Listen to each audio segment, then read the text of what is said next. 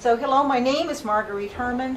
Welcome to the Cheyenne League of Women Voters panel presentation on the sixth penny election and the 9 propositions that are on the ballot for this special election May 2nd. Early voting by absentee ballot in the courthouse atrium began today, and I understand with a burst of voting, 50 people have already voted today for the election. So there's a lot of interest in this. We hope that it's accompanied by a lot of information. So we're going to help to do that today. If you need to register or need to change your registration information, you may do that at the county clerk's office or at the polls. The League of Women Voters is a nonpartisan group that tries to ensure people have the information they need to register and to vote on issues and on candidates. However, we never take position on candidates, strictly issues. We hope this panel will provide information about the 9 propositions valued at about $118 million and how they merited a spot on this ballot. So we invited representatives of the county and municipal governments who compose the ballot. And County Clerk Deborah Lee is here to provide information about voting. We will upload this, the audio recording of this form to YouTube.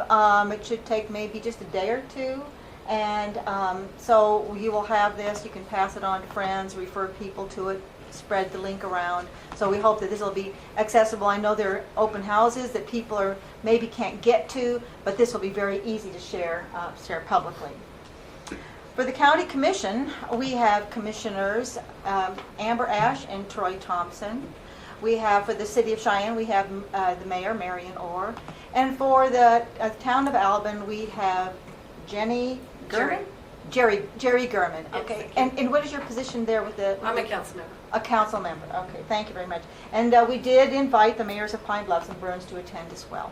And so what I was thinking, we have Deborah Lee, as I mentioned, the county clerk, and maybe you could start off by just giving just a few minutes of where and how to vote, and just some basic information about where to find then further information. Yes, thank you, Marguerite. There are 3 ways in which someone can vote in Laramie County. One, you can vote early in the atrium, which is the part that connects the old courthouse with the new building. And the hours are 8:30 till 4:45 p.m. Early voting started today, March 23rd. The last day for early voting in the atrium is May 1.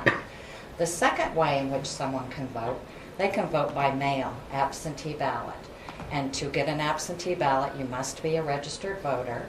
You simply need to call our office at 633-4242, or you may email our office at election@laramiecountyclerk.com. Provide us with your name, your date of birth, and your address, and we will mail you a ballot. Lastly is you can go to the polls on May 2nd, which is Election Day. You can go to any one of 12 vote centers in the county between 7 a.m. and 7 p.m. and cast your ballot. So it's very easy. We have multiple options for people to exercise their voice.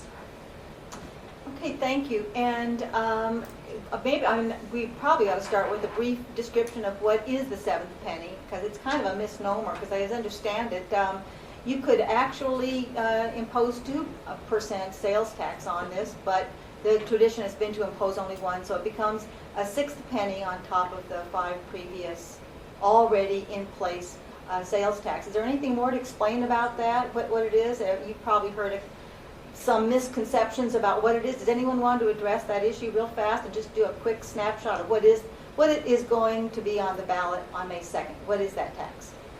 Anyone? Sure. You want it? Go ahead. Okay, so the legislature sets forth what we can do at the county level. So there's 4 cents. The first 4 pennies go to the state, which some of that gets distributed to the cities, towns, and counties.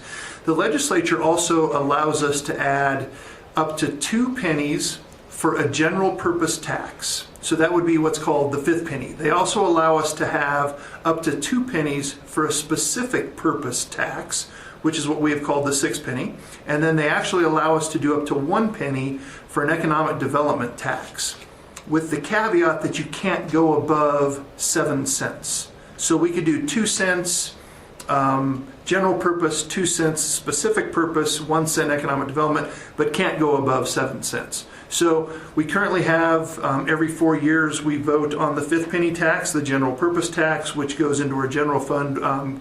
We use 69% of that for roads, 11% to the library, and we've got it broken out. The city actually does projects with that fifth penny tax. This ballot is specific to, we call it the sixth penny, but is the specific purpose optional tax. Some other counties call it the specific purpose excise tax, and we're asking for 1 penny for this tax to pay for a list of specific projects that the voters will vote on the projects. Okay, so and when would it start to be collected? And what is the estimate on how long it would take to complete, if everything on the ballot is approved, about $118 million, how long would it take to collect that? How long would people can expect to pay? Well, I'll start with that one.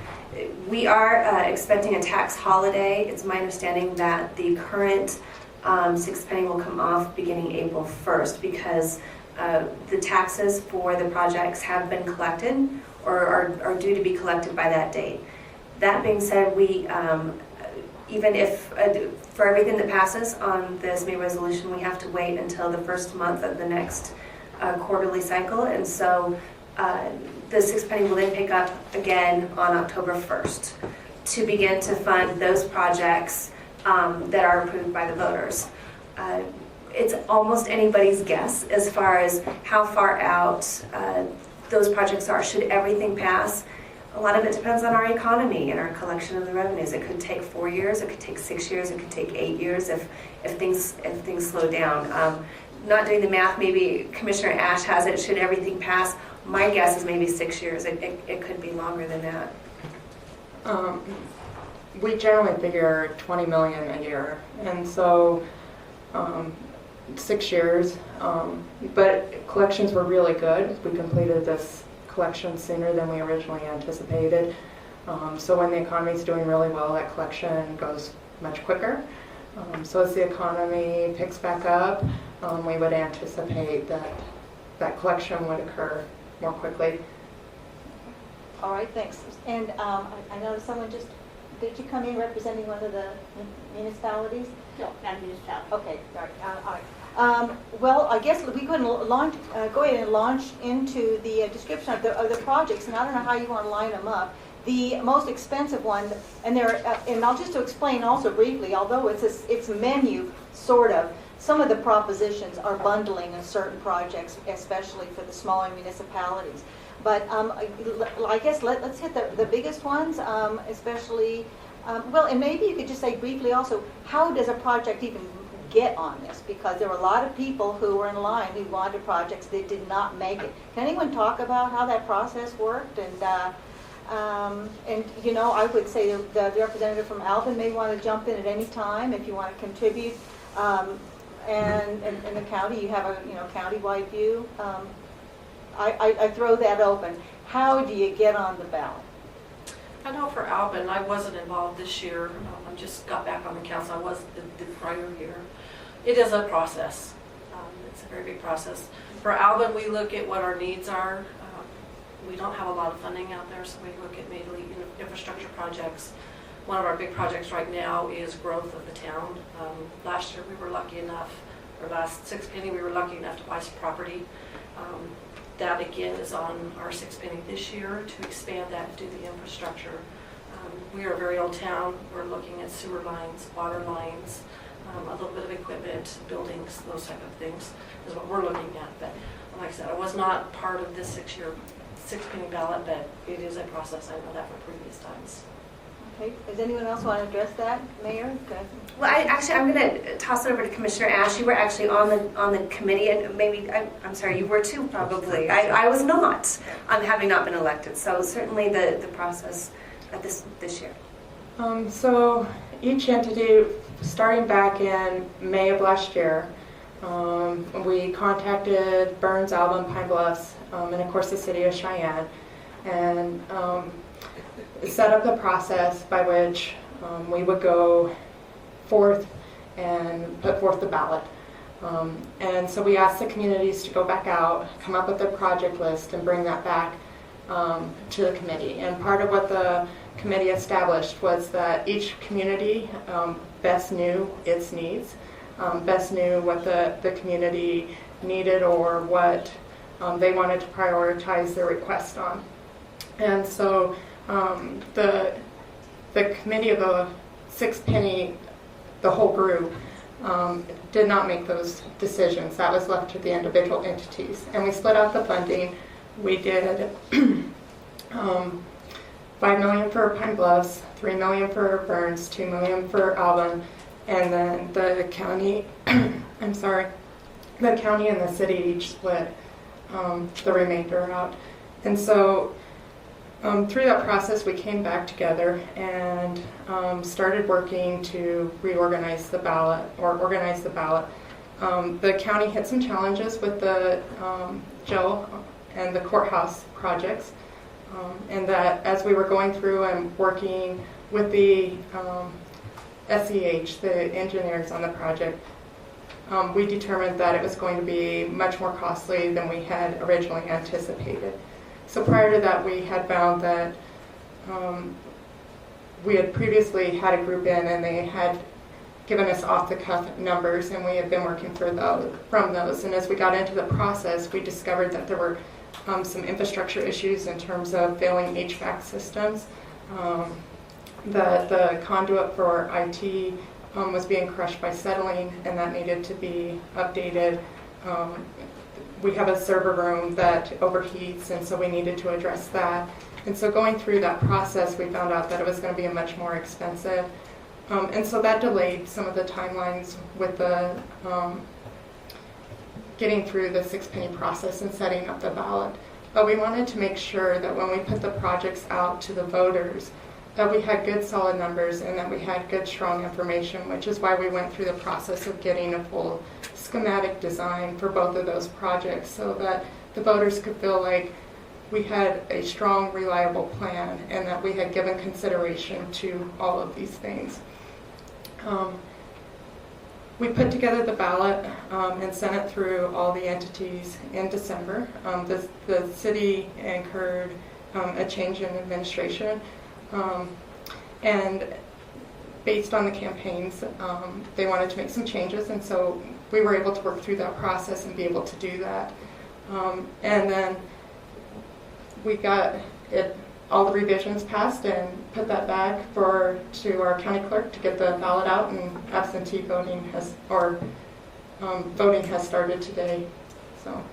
Okay, and so just to, again, deciding what made the ballot and what didn't, you kind of deferred to the municipalities and kind of decided they knew.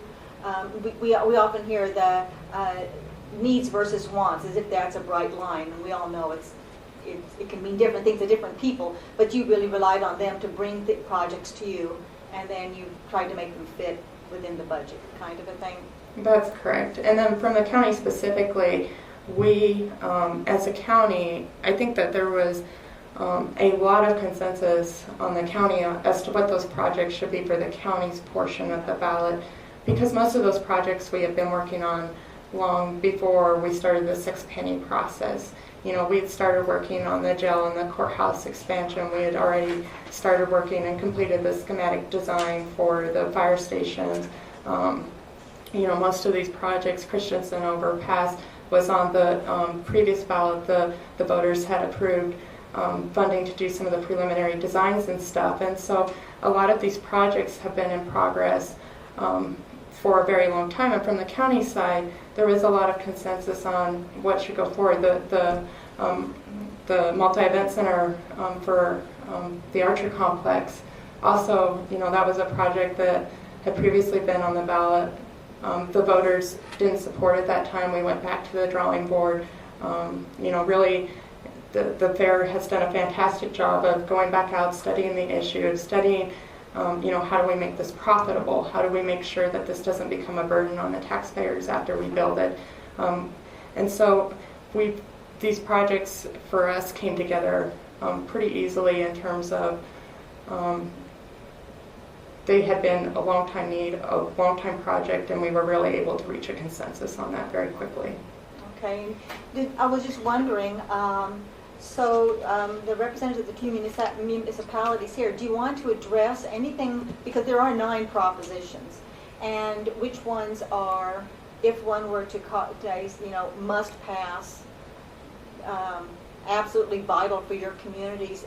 Do you want to single anything out right now, or talk about any, or explain, maybe you've heard misconceptions, anything you want to clarify or underline? I know for the town of Albin, I think our sewer and water lines are most important.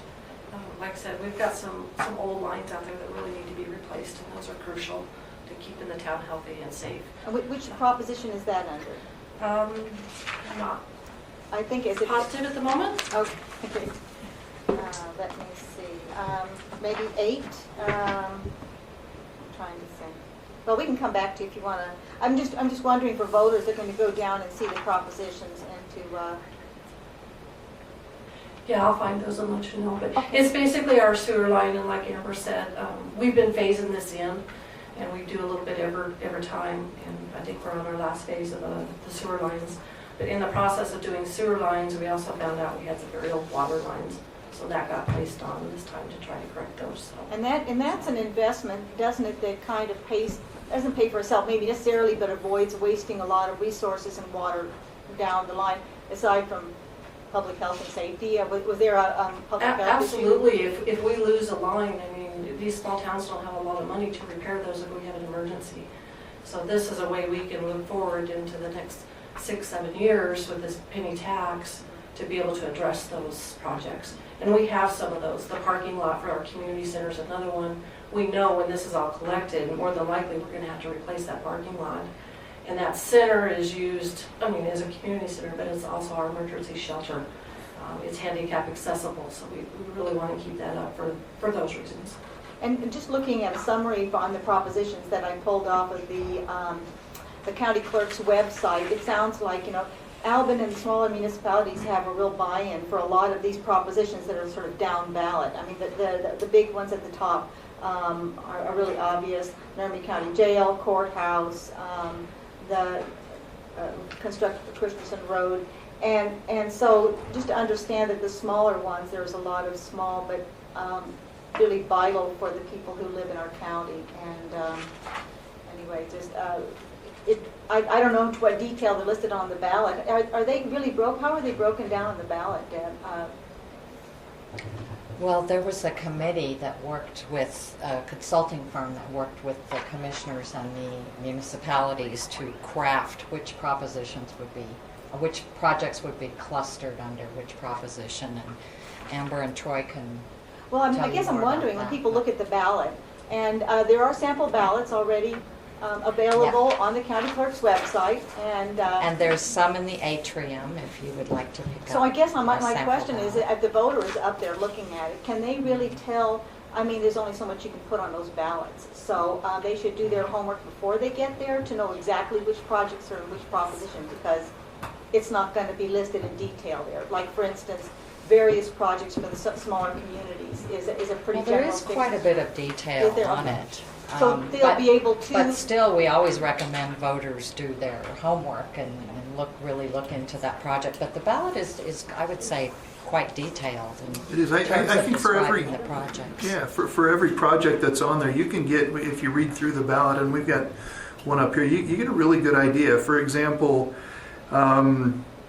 $200,000 to the town of Burns for the purchase of a dump truck and attachments. $80,000 to the town of Albin to replace a current storage building with bigger up-to-date buildings to store garbage trucks, town vehicles, other equipment. So it's pretty good description. Okay, so the voter will be able to get enough detail from the actual ballot to make a choice on the propositions. Yes. Okay, very good. Marguerite, to further answer your question as far as again the municipalities and if there's any one proposition that's more important than the other, I really, speaking for the city of Cheyenne, I'd have to say no. It as you mentioned, somebody's needs is somebody else's wants, and somebody's wants is somebody else's needs, and I think that this particular ballot did a really fine job of blending amenities with infrastructure. and certainly singling out some of those issues that are pretty high dollar. For instance, our courts, the municipal and district courts, Christensen overpass. That has been talked about at least since I've been following the sixth penny, at least since 2008, I believe. And so there are some really important projects within each proposition. Okay, and would you like to take this opportunity to maybe spotlight any of them, or does anyone come to mind, especially one that there's a lot of maybe misunderstanding or underestimating the importance of it that you've heard? Well, municipal courts are not glamorous. However, it's certainly a need, and what we looked at doing, and again, this was, I guess you could say, almost a last-minute decision as far as where to build. Do we work with the county and become an entity still within that county complex, or do we look to our current building, which was actually originally designed to hold expansion?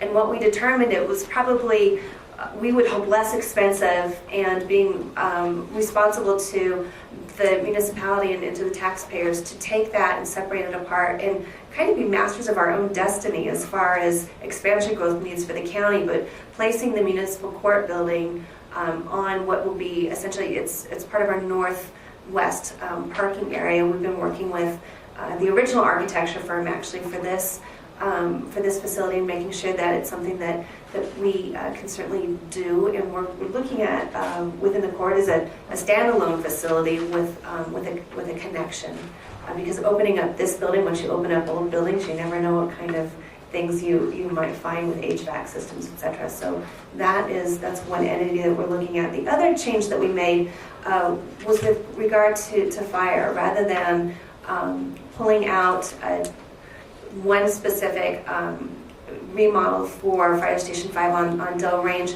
we instead took the entire sum of $6 million, thinking that, again, the price tag could come anywhere between 3 and 5 for a new fire station on Dell Range, and then certainly allowing other funds for repair and maintenance for their current structures, as well as any kind of fire equipment.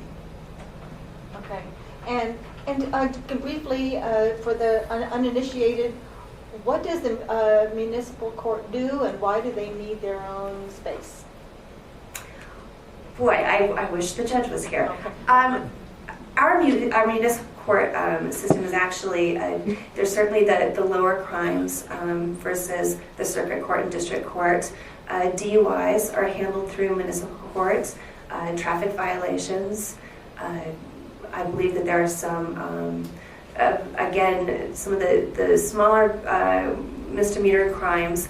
And what we realized is that we don't need as much space as what's even currently being afforded to us within the county courthouse. And so we can actually get by with probably less square footage, still be responsive to the needs, but also being very cognizant of taxpayer funds. Okay, and I don't know if the two commissioners, would you want to address especially what maybe something that was contentious and how it ended up on the ballot, or maybe something you had to say, not this time, you're going to have to wait for another six-penny election. Address any of the maybe misconceptions or things that aren't clear out there. Is there anything you want to address?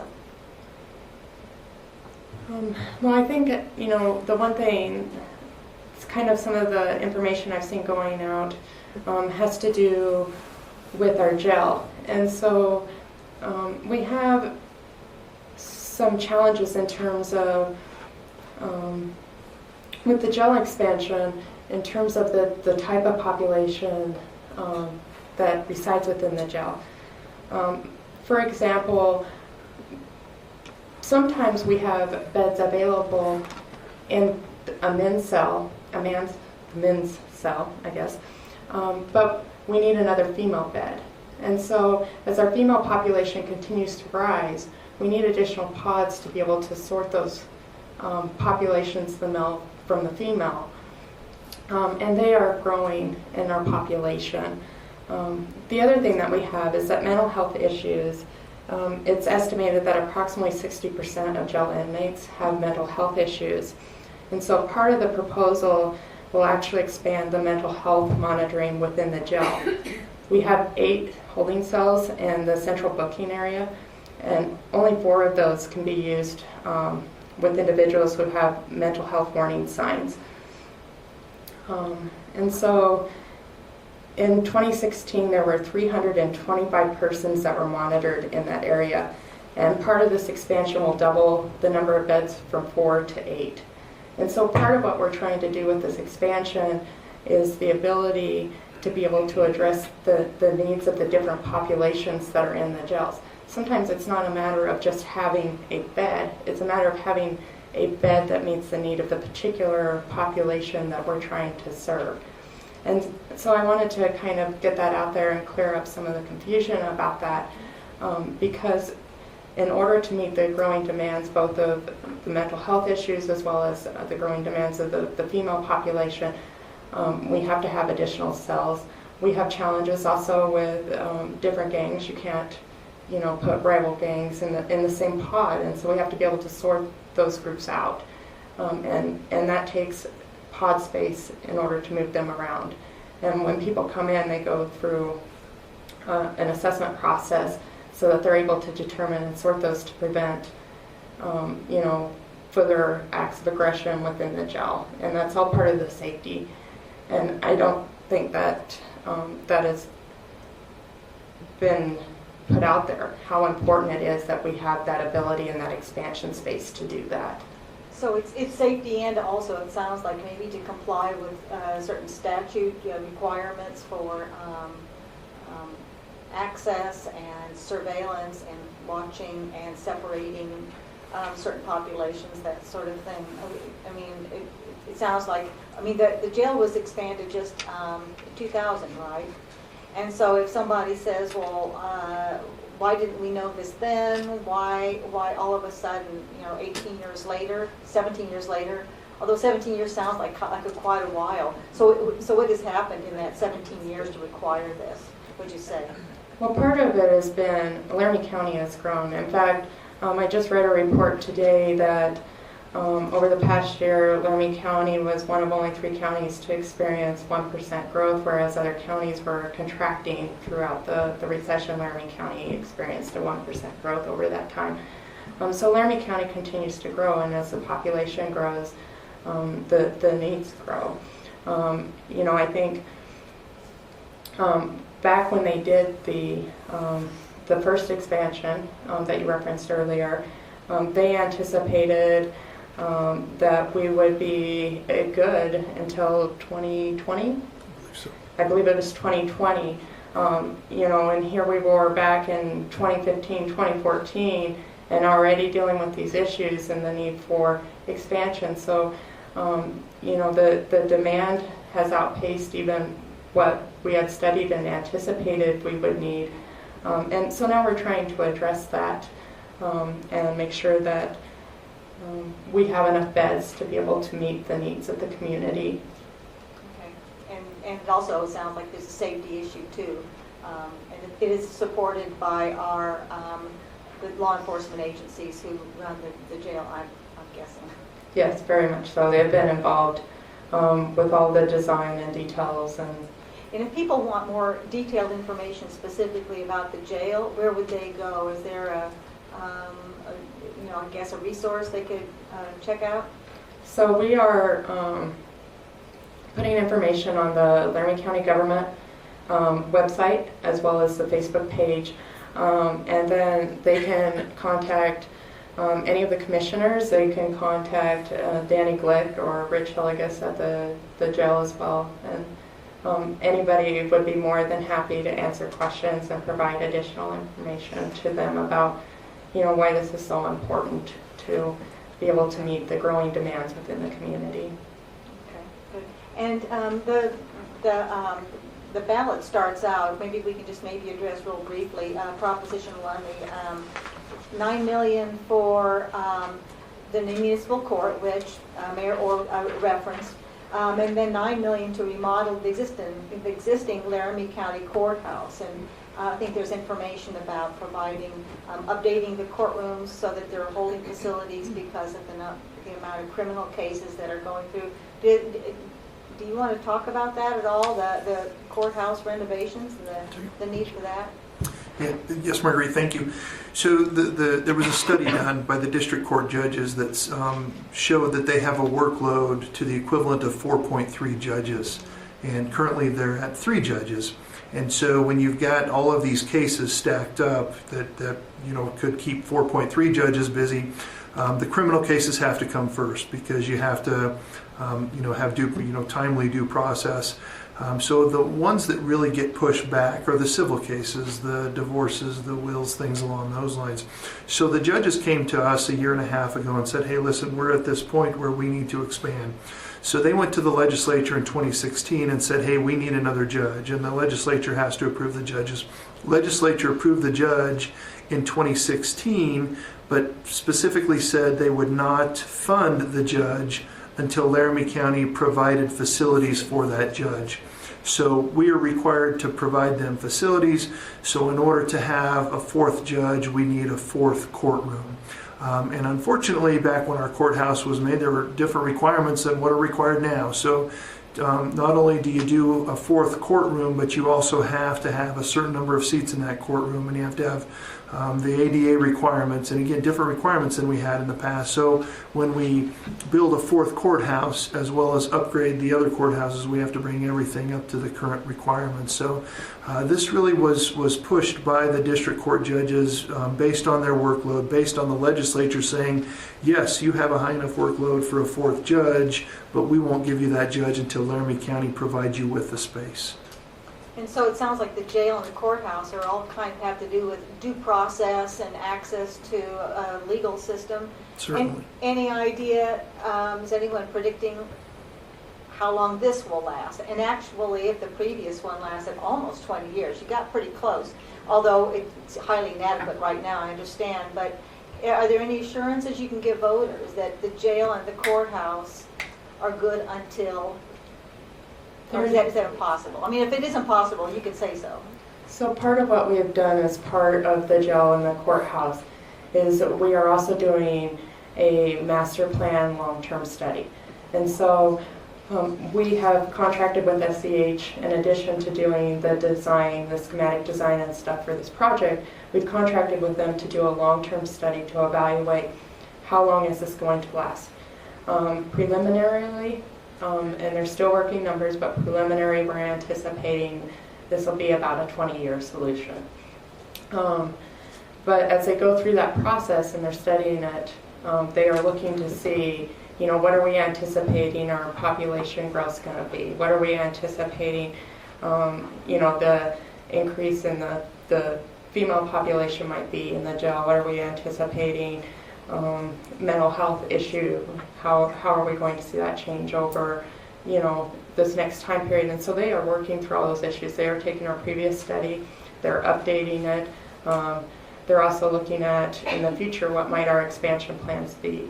Do we continue to expand on the existing campus and what might that look like, or do we look at an alternative solution? And that was part of when we started this process, is we also wanted to make sure that we were planning for the future, that we weren't just putting a Band-Aid on the problems that we have today, but that we were looking into the future to determine what it was that we were going to need to do so that we could start to plan and adequately prepare for those things. And do you think it's fair for voters to hold you to those predictions, or because... I mean, anyway, what would you tell a voter who's looking for assurances? And the thing with the study is you can only work with the information you have available today. And so if, we experience a dramatic economic boom, or, Laramie County's growth that dramatically increases because of something we weren't able to anticipate today, no, there's no way for us to know. Nobody has a crystal ball. We're not going to know, 10, 15 years down the line. We're using the information that we have available today to try and make the best possible decisions. But there is nothing guaranteed that this expansion will absolutely last 20 years. Who knows, maybe it'll last 30 years, and maybe we'll only get 15 years out of it. But we're doing the best that we can based on the information that is available to us today. And I'll just throw into that, not only again as Commissioner Ash, maybe this could take us further. One of the things that we've been able to avail ourselves to is technology, which is always increasing. We're actually finding that we don't necessarily need to transport from the municipal court to the jail for hearings. We can conduct hearings via video, and that really provides a safety for everyone involved. And so I think that, again, if only we had a crystal ball, but I think technology too in the future will help us. Provide alternatives that have not been available. So, trying to think about the projects on here, I mean, the Christensen project, there was a long article by Randy Brooms in the, I guess it was sort of a column in the local newspaper that went into detail about how that's, and he laid out a pretty compelling case, and I don't know if you want to address it here. Certain people can go back and read that. But the things that seem most prone to be labeled, not serious projects or unnecessary, or that whole needs and wants thing, or the recreational, the multi-purpose things at Archer. There's a turf indoor facility, that sort of thing. And those are really easy to, if you don't have all the details, to say, fluff. Does anyone want to address those? Because like the Archer, I know for Albin, probably,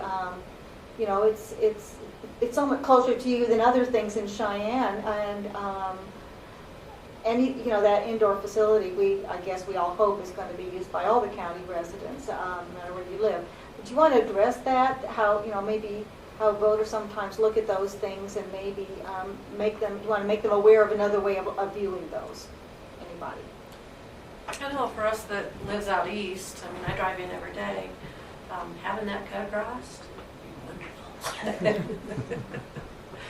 Well, and two, and speaking from a city girl out of the county Archer, those kind of amenities really provide an economic development for the entire county. Being able to have larger venue events out there, being able to host a regional tournament in an indoor facility that we currently are unable to accommodate. Sure, it sounds like recreation, but a prime example is Cheyenne was just able to land a fantastic National World Series Little League tournament here, and we're anticipating well over $1.2 million in an economic benefit for a recreational event that is coming to Cheyenne. And so that's just, I think, one example of being able to have opportunities within our community to attract activities and venues for all ages. If I could take a poke at this, there's so many ways to look at these recreational projects that are on here. I think first and foremost, the health of our community. I mean, at the very core of the health of community is recreation. So you're talking our children having the ability to go into a field house and to play soccer, to go into a basketball gym and to shoot hoops, to get off the couch. And then, when we travel around the state with our kids' hockey, we go to the rec center in Laramie and we see the elderly folks that are in the current pool and walking circles opposite the current and the use that these get. And bottom line, it comes down to the health of the community, and it gives our residents the opportunity to be active. I mean, unfortunately, we deal with wind 9 days out of 10 in Laramie County, and so to have the opportunity to get inside and to do that. And then you look at the growth and development of our children, and you look at the Archer complex, and you look at the fact that this is going to create an opportunity for more kids to do 4-H, to do fair. Where are our future leaders coming from? I know, again, this gets personal, I'm a veterinarian, and we lack large animal veterinarians in this country. Where do those kids come from? They come from FFA. That facility is giving kids the opportunity to learn how to be leaders, to learn how to be well-rounded people. And then you go to where Marion went with economic development, and you look at the list of things that our fair board came up with, the things you would never guess. You think, yeah, that makes sense. We could do that. Monster truck rallies, Little Britches rodeos. I mean, we've got a list here. All the things that could be done, and then you figure, well, when you start getting all these things every weekend, well, those people are, maybe they'll pull their camper here, but they still got to go eat at a restaurant. But if they don't pull their camper, they're going to stay at a hotel. So they stay at a hotel, they eat at a restaurant. Maybe their dog gets sick, they need to go to the veterinarian. You don't want their dog to get sick, but maybe need shots. So this tremendous economic development opportunity for these recreational things. Marion mentioned we get the World Series. We could have indoor soccer tournaments, indoor basketball tournaments. So for so many reasons, these recreation. And I know people say that they're wants and not needs. I would argue vehemently against the fact that these are not wants. These are needs, because our community needs to be healthy. We need to look out for our children. We need to look out for our elderly. We need to look out for the middle-aged. I mean, I need recreation as much as the kids do and as much as the elderly do. So I would argue these are remarkable projects and wonderful, wonderful things for our community. Did you want to address that as well? Well, I think, in regards to the multi-event complex center, I would just like to add, that part of what they did was a study to determine what the economic impact was. And so this kind of, people tend to put this in the recreation, but that really ignores the economic impact. And so on this handout that the fair made, it talks about there's $10 million in annual direct, indirect, and induced spending. In other words, for the slightly over $9 million that the taxpayers are going to invest, within that first year, $10 million in annual direct, indirect, and induced spending is going to incur. So you're talking about a 1-year return on your investment.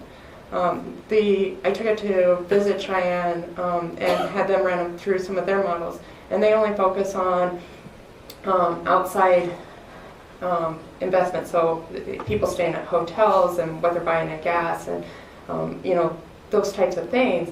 So spending coming from out of the community alone, their model indicated was $1.6 million a year. So that's people coming from out of Laramie County into Laramie County to go to this facility and investing their money, $1.6 million a year. It gives us the ability to be able to bring things like the concerts and the custom car shows, but there's also a lot of activity already at Archer that we will be able to build and expand on. So we've been working with the fair to do the RV park out there. In June, we've got the Jackalope Club coming, and they're coming because we're putting in the RV park that we will finally have a facility large enough to host those types of events. And that's like 60 campers, I believe, coming in for that event. We're looking at Windy, Wyoming is moving their horse show from Laramie out there to Archer. There's talk about having a week-long motorcycle race and event going on out at Archer. And all these events will tie in, and the multi-event complex will help us not only with bringing new activities, but it'll help us take the events that are going now, that we're bringing in now out to Archer, and expanding them and making them really successful. So what the motorcycle race, for example, in other places, that brings in 25,000 people for that week. And so we would anticipate that as that event grows, we will see similar numbers for that. So I'm wondering, this very similar, obviously not the same proposition, was on the previous ballot and did not get approved. So I'm guessing when the voters are looking for a difference between that proposition and this one, what would be the things that they need to take a second look at it again instead of just saying, oh, this failed once before? Does anyone want to talk about that? How it's different? The size, part of what the fair did is they contracted with the firm who came in, and they really evaluated what the needs were. The first study looked at what does the fair specifically need in order to move the fair. And then we came back and the fair reevaluated based on what type of events would be there and how do we make this a economically viable, that it's not a burden on the taxpayers aren't going to have to subsidize the center further. And then they right-sized it. So they said, this is the type of events that we anticipate that we'll be able to hold at this facility. This is the number of people that we anticipate that we would attract for these types of events. And this is the size of facility that, based on your community, is appropriate, and that will be sustainable, and that will not require further taxpayer subsidy for that. So it's more finely tuned and more detailed about something that's going to be self-sustaining, and okay. Correct. And again, if people want to know more about that particular plan, where would they go to? Okay, So there's a website. It's archerexpo.com. Okay. ARCHEREXPO.com. Okay, excellent. And you know, one thing I've kind of wondered is what is the rationale for the groupings and the propositions? Because it seems to be kind of mixed bag. So that you've got Cheyenne street improvements, along with a new public works facility in Pine Bluffs, et cetera. And I'm just wondering, just curious, was there an organizing kind of a principle going on here? How did you group those? So, Marguerite, I'll take that one. So back in 2012, we did the same process that we did this time. And when we were having that process, when we got we formed the committee, 2 members from Laramie County, 2 from Cheyenne, 2 from Albin, 2 from Burns, 2 from Pine Bluffs. We got that committee together. We set the amount of the ballot.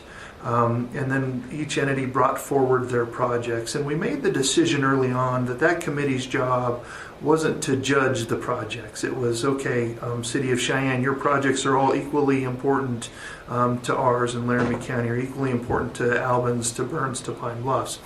So we talked about, again, 2012 and in 2016, we talked about ballot fatigue. And I think in an ideal world, you can put all 46 projects on the ballot, but by the time people get done with having to vote on anyone, we talked about the possibility of ballot fatigue. So we talked about putting those together in propositions, and then we tried to decide the best way to, and we discussed it, and finally the group came to, hey, listen, we're going to group these into equal amount propositions at about $10 million, and then we are just going to put those in so that every entity has buy-in into each proposition. So we wanted every entity represented in each proposition.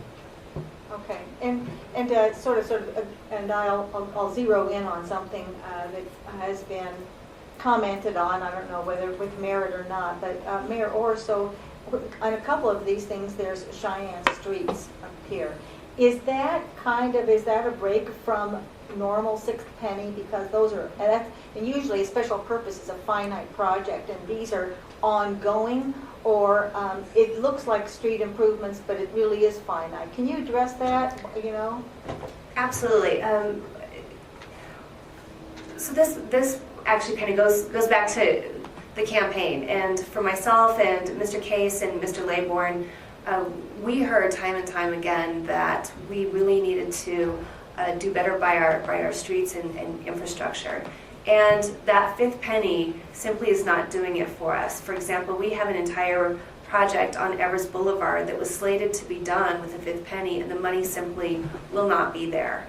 And I'm getting calls on a weekly basis from people in the Western Hills community wondering why they took all the time to go to these community hearings to fix their roads, to actually get them out of a floodplain, and the money simply isn't there. And using sixth penny for road projects is certainly different for the City of Cheyenne. And that is really where I got some pushback from my colleagues saying, we don't do road projects for the sixth penny. Well, look at Albin, look at Burns, look at Pine Bluffs. That's how they get their water, sewer, their infrastructure projects done. Most communities in the state of Wyoming, that is how they get their infrastructure projects done, because that fifth penny simply is not enough to take care of that general purpose, because the general purpose funds everything. It turns on the lights. It funds, 80% of it is personnel and compensation. And so to take care of the roads, it really, the funds just aren't there if you have fallen behind, which the people that I spoke to during the campaign feel that our roads have fallen behind, and so it was certainly a new twist. The special purpose optional tax was actually years ago referred to as a capital facilities tax, and that was really the purpose. As far as these particular projects, contrary to belief, we don't need to wait with these projects until that money is collected. We essentially borrow against ourselves, and we can start those road projects should those propositions pass as soon as possible. As far as those particular dollars, they were allocated to the projects of highest need. I can tell you that probably that Evers project falls to the area of highest needs because it won't be taken care of in our current fifth penny structure. So it is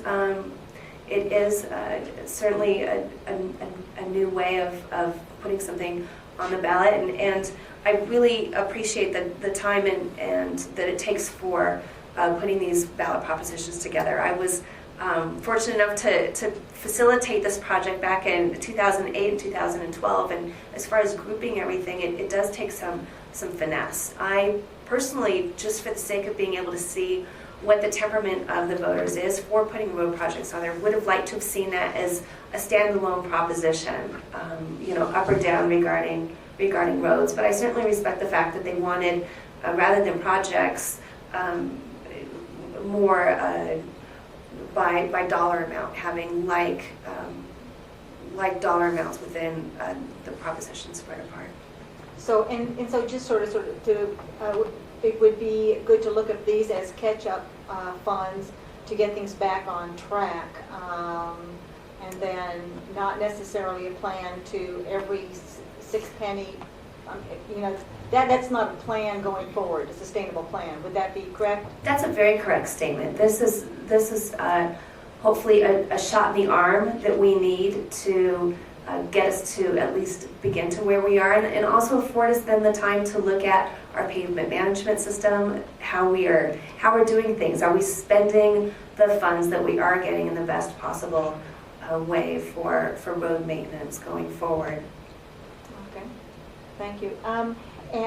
So we have about 7 minutes left. Wondering if there's anything you want to cover and include County Clerk Lee, if you want anything you want to address as far as things that voters should be aware of, cognizant of. What is the date, if they do the mail-in absentee ballot, when should they be postmarking that? And what if it arrives after 7 p.m. on May 2nd? I'm glad you asked that. We're recommending that people request their absentee ballot by April 18th, and they drop it in the mail back to us by April 24, because according to the post office, all the mail from Cheyenne goes to, or from Albin for that matter, goes to Denver and then comes back to Cheyenne, which can take up to 7 days. And so we do recommend that they put it in the mail back to us by no later than Monday, April 24, because it must be in our hands by 7 p.m. May 2nd.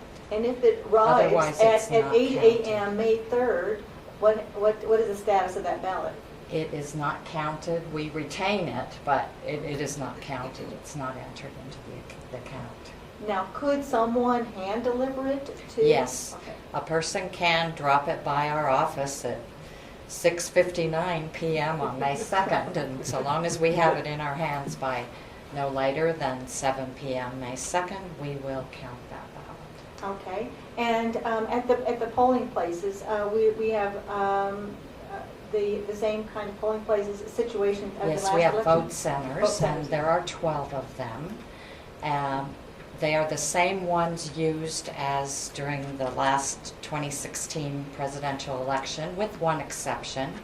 The Berean Church is not available for this election. We were unable to secure that facility, but every other vote center that was used in the 2016 general election will be used, and a voter can vote at any one of those 12 centers.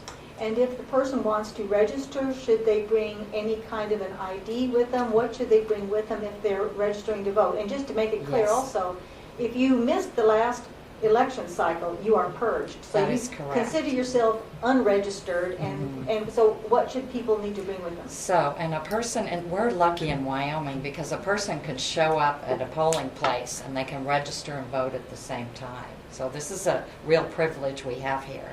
So a person needs to bring a photo ID, which ideally would be a Wyoming driving license, but if you do not have one, you can bring a military ID, U.S. passport, student ID. You must be 18 years of age by the day of the election in order to register and vote. Okay, so that means if you are 17 right now, but your birthday happens in the interim, you can still register even though you have not turned 18? Yes, you can. You just can't vote. You just can't vote yet, right.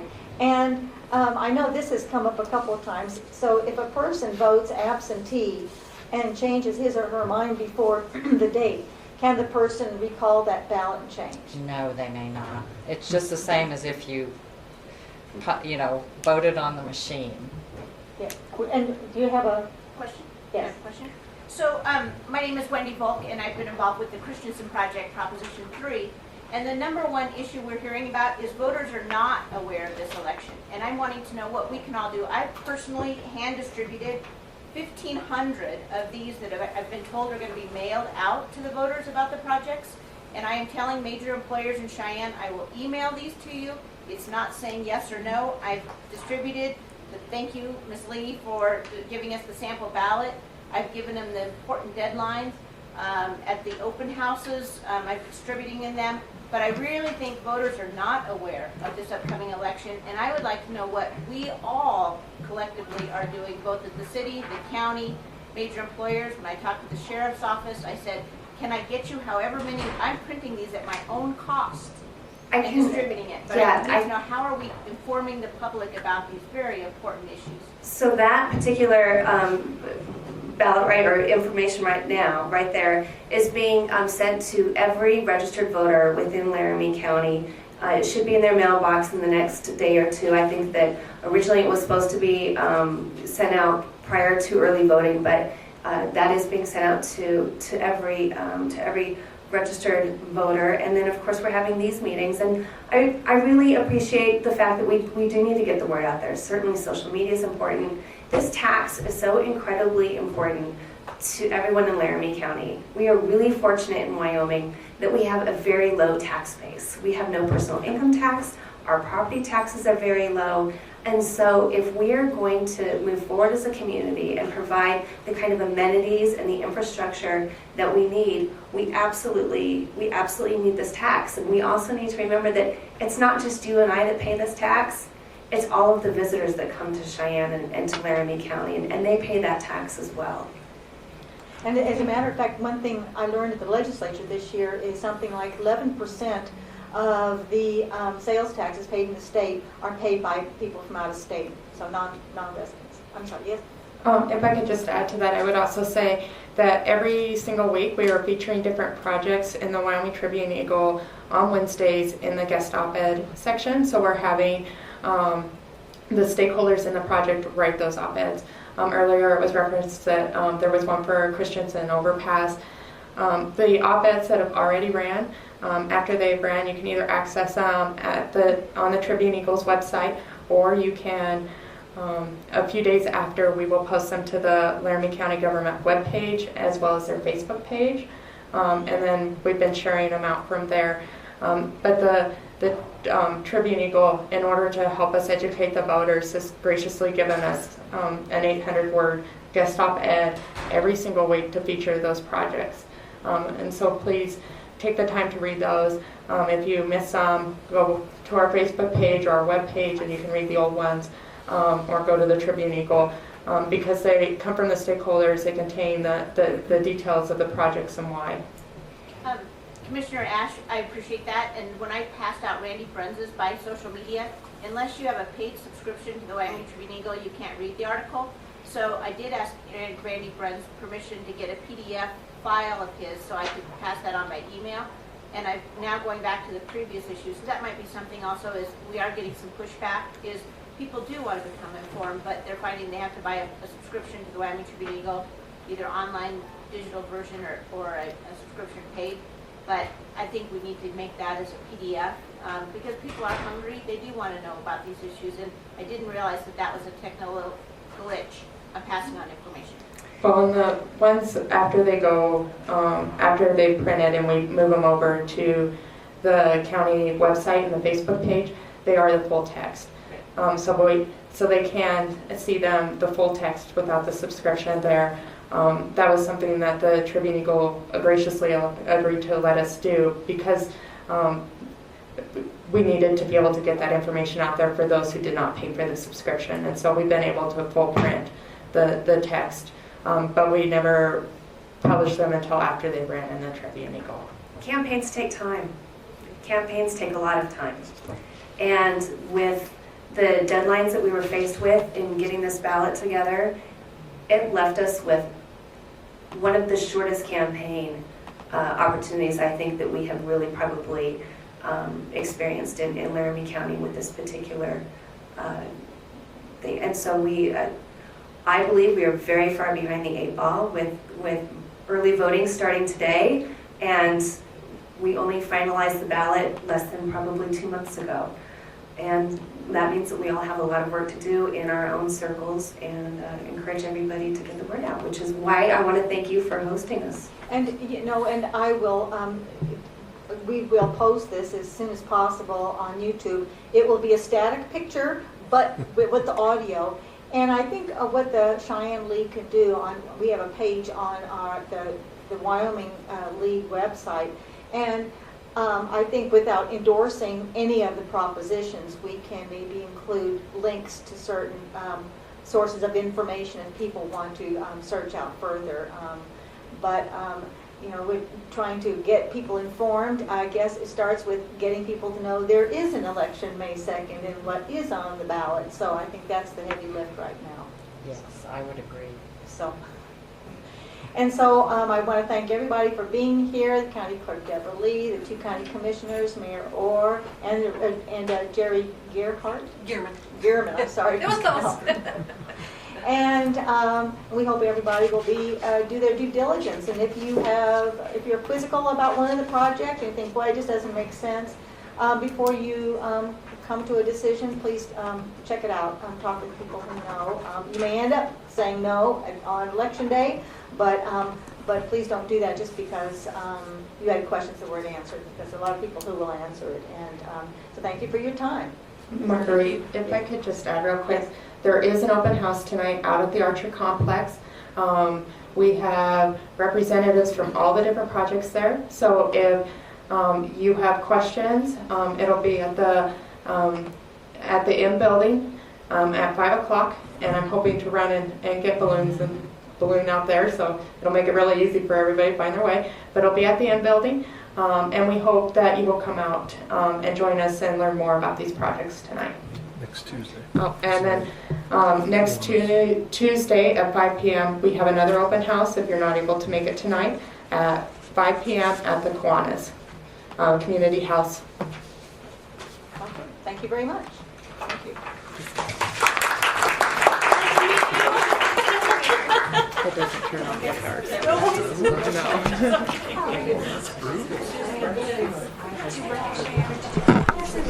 So do you recommend I talk